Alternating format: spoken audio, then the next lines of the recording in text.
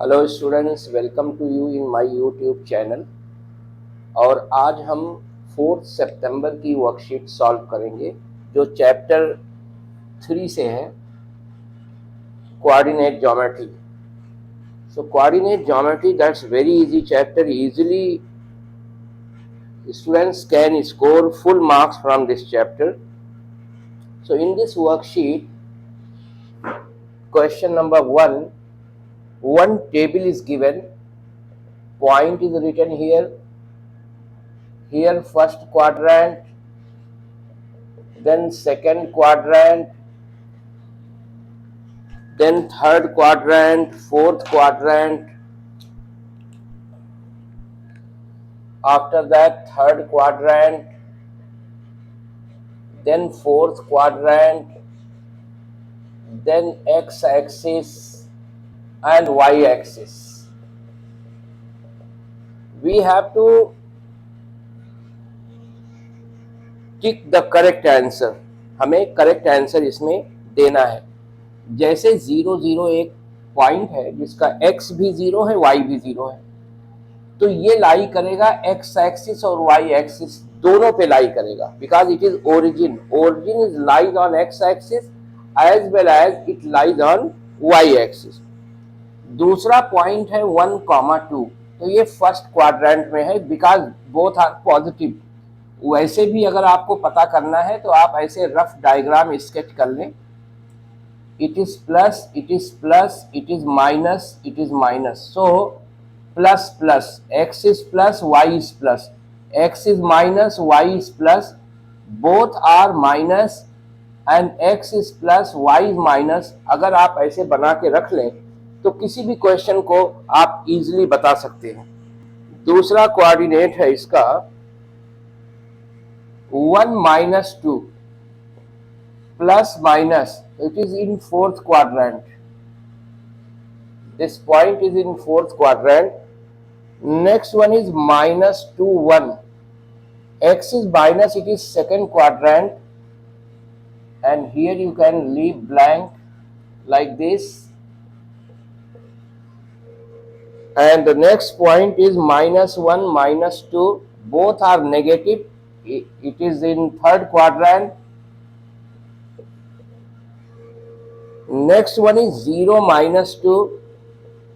बच्चों, मैं आपको बताया हूं कि अगर x 0 है तो ये y एक्सिस पे लाई करेगा. अगर x 0 है तो पॉइंट y एक्सिस पे लाई करेगा. सेकंड में है y 0, so this point lies on x axis. The last point is 7 9, first quadrant.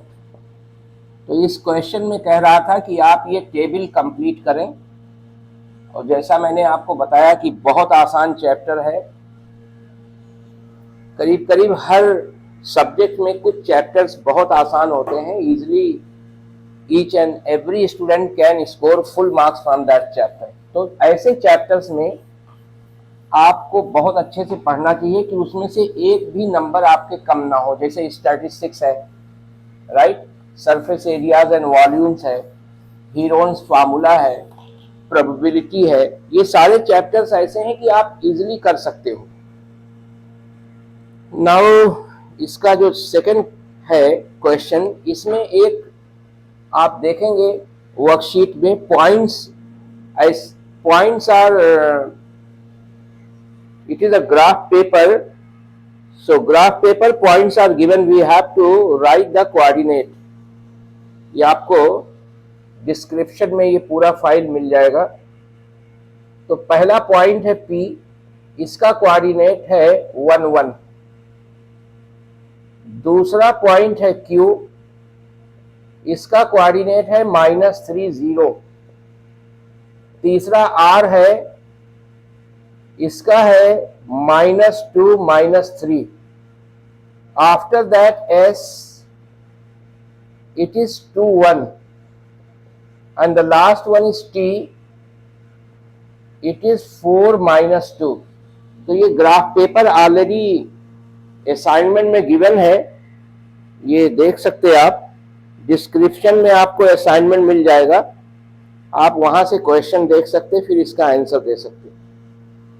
And then third question, without plotting the point we have to